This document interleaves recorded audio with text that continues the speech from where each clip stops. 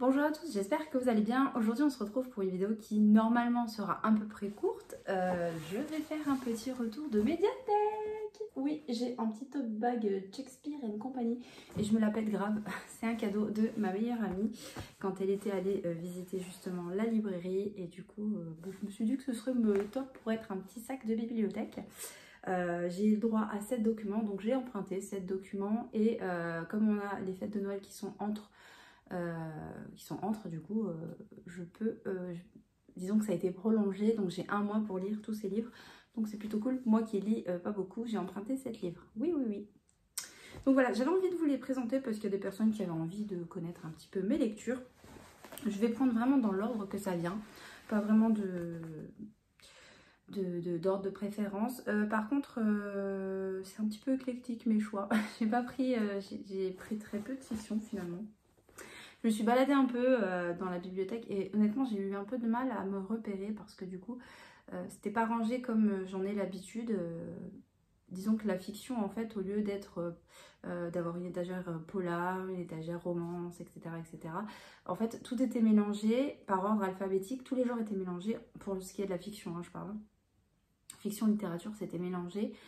Et en fait, c'était uniquement classé par ordre alphabétique. Donc, vous passiez de la romance au polar, au thriller, enfin, voilà.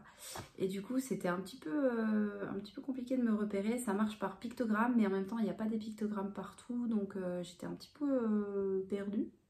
Ou alors, ça fait longtemps que je ne suis pas rentrée dans une bibliothèque, c'est possible. En tout cas, bref, voilà, j'ai flâné un petit peu. C'est mon premier petit tour en médiathèque. J'ai inscrit ma fille aussi, elle a adoré. Et du coup, je voulais vous présenter mes petites lectures à venir. Alors, on commence toujours tout de suite dans le vif du sujet. J'ai mis Marine Light, j'espère qu'il fera pas trop sombre parce qu'il fait vraiment moche là. Où va l'argent des pauvres? C'est chez Payot et c'est de Denis Colombi. Je connais absolument pas, mais j'aime bien, vous savez très bien que j'aime bien dire des petites choses à propos de l'argent, du rapport à l'argent, business, etc. Et ça, c'était mis en avant sur une étagère, donc je me dis pourquoi pas. Il fait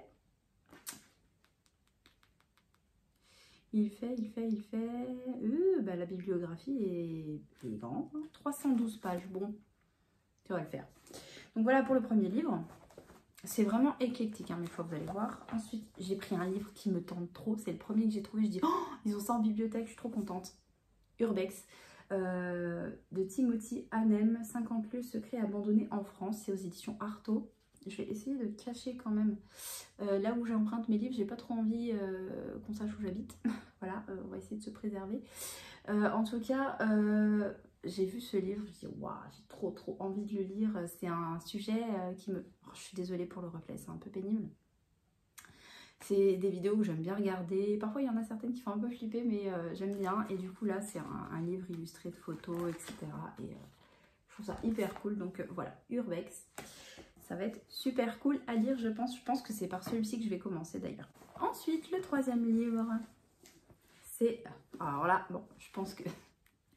La magie du rangement de Marie Kondo, on en parlait dans la précédente vidéo concernant le minimalisme, concernant le développement personnel. Je ne l'ai jamais lu, j'ai uniquement vu la série télévisée qui est un peu mise en scène, etc. Soit dit en passant, j'aime bien regarder ce genre d'émission. Je sais pas pourquoi, c'est un côté satisfaisant de voir l'avant-après et le processus.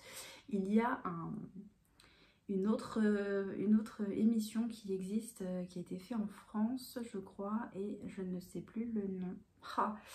Si vous savez dans les commentaires, je suis tombée une fois dessus en donnant le biberon un soir à mon fils. C'était une rediffusion et c'était en fait, ils sortent tout de la maison et ils classent tout par couleur, par catégorie et vous voyez les doubles, les triples, les quadruples objets que vous avez.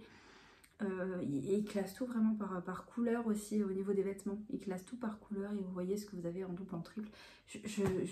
Impossible de me souvenir de comment s'appelle cette émission, mais si vous... Enfin, j'aime bien regarder ça. Donc du coup, bref, La magie du rangement de Marie Kondo, c'était une évidence. Il était là, il m'attendait, il m'a tendu les bras, je l'ai pris. Donc voilà, j'ai hâte de le lire. Même si du coup, grâce à son émission télévisée sur Netflix, je connais un peu le principe de sa méthode, mais voilà, j'aime bien approfondir les choses. Ensuite, vous allez rigoler de moi, mais j'adore les brocantes. Alors je suis tombée là-dessus, je dis mais pourquoi pas en fait. Tous à la brocante de Jacqueline K.N. Sergent, le guide pratique pour bien chiner. Écoutez, je pense que peut-être que c'est une émission de télé, je ne sais pas, parce que c'est sponsorisé par France 3.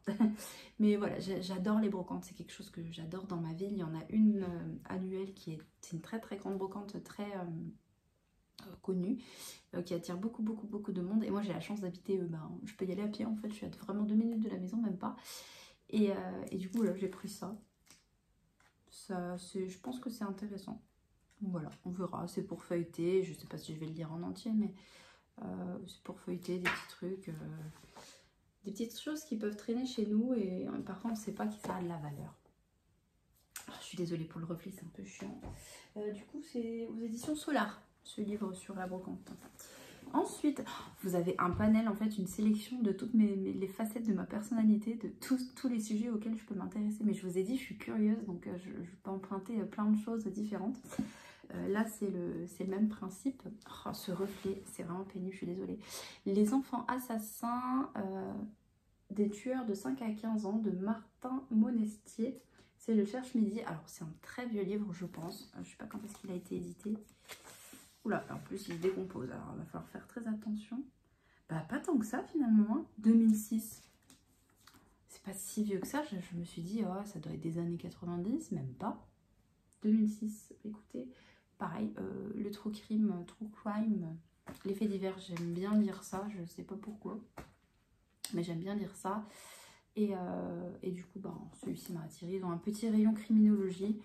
Il y a des petites photos. Oh, pourquoi je tombe là-dessus? Pourquoi je tombe là-dessus? Pourquoi? Bizarrement, Chucky me fait plus peur que les tueurs en série. Je suis complètement tarée, on est d'accord? Non, je plaisante. Ensuite, j'ai pris un livre. Bravo, Amandine. Cours d'aquarelle facile, c'est chez Hachette Collection. Alors pareil, c'est pas un livre hyper récent. J'essaye de cacher la ville, parce qu'évidemment, ils ont marqué médiathèque 2. Donc voilà, pour apprendre un peu à manier l'aquarelle. Alors là, c'est plus pour faire des illustrations. Moi, ça m'intéresse de connaître un peu le débit, enfin comment gérer le débit d'eau, comment gérer les pigments, comment faire des mélanges, etc. pour essayer de faire des fonds intéressants et plus rapides dans mes colos. Voilà, parce que c'est vraiment ma hantise en fait, c'est vraiment les fonds. Et écoutez, ça m'a l'air vraiment pas mal. Hein. Il y a, ouais, celui-ci date de quand? 2009, donc il n'est pas non plus hyper vieux, mais ils en ont plusieurs sur l'aquarelle, mais en tout cas, ça m'intéressait beaucoup. Donc vous voyez, vraiment, c'est un panel de tout ce que je peux lire. Je vais aller chercher celui qui est tombé. Et enfin, le dernier, il me semble... un petit thriller ado. Vous savez que j'adore les thrillers et j'adore les thrillers ados, notamment Quand tu verras Sadie, c'est chez Nathan et c'est de Kat Ellis. Donc celui-ci aussi me fait très envie. Honnêtement, je suis assez contente de ma sélection. Je sais pas quand j'aurai le temps de lire tout ça, mais voilà.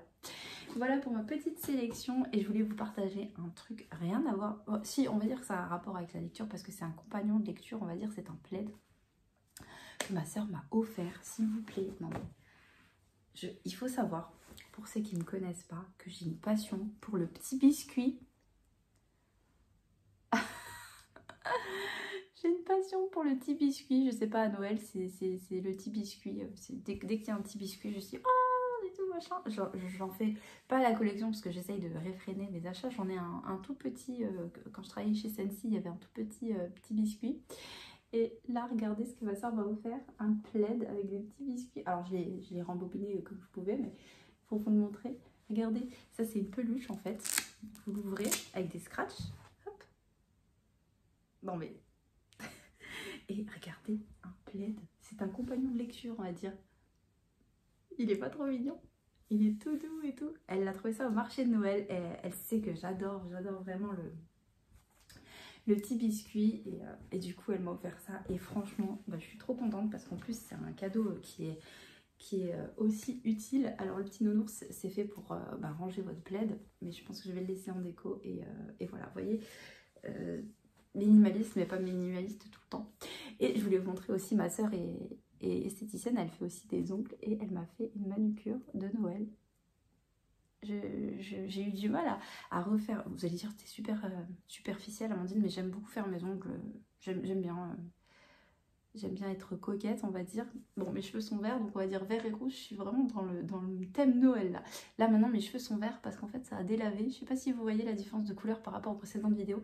Je suis en train de les délaver, délaver, délaver pour essayer de refaire une couleur avant Noël, une couleur un peu classique. J'aimerais bien secrètement un cuivré, un joli marron cuivré, vous voyez, avec des reflets, mais je sais pas. Je vais demander à la coiffeuse ce qui est possible de faire par-dessus du vert.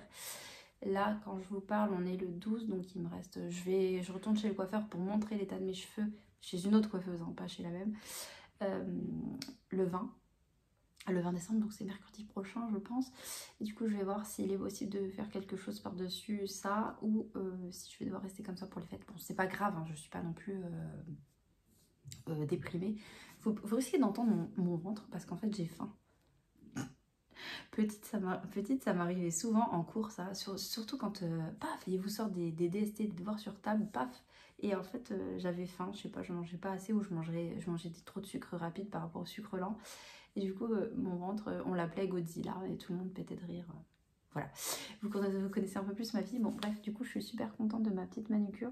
J'ai changé de forme, avant je faisais forme carrée, et en fait, c'est beaucoup plus pratique. J'ai fait beaucoup plus court, et c'est beaucoup plus naturel, je trouve, la forme, en tout cas. Voilà, mon côté perfectionniste a beaucoup de mal avec les ongles dépareillés. Je sais pas pourquoi, je trouve ça beau, mais mon côté perfectionniste a du mal. Je tique un peu quand même, mais j'adore. Et donc c'est ma sœurette qui m'a fait ça. Voilà, c'était juste pour la parenthèse Noël, mais moi et mon pote, on va s'en aller colorier un petit peu si mon fils y dort, et puis voilà, j'espère que vous aurez apprécié cette petite vidéo chill. J'espère que vous appréciez ces petits retours de médiathèque. Je me suis inscrite le week-end dernier en fait.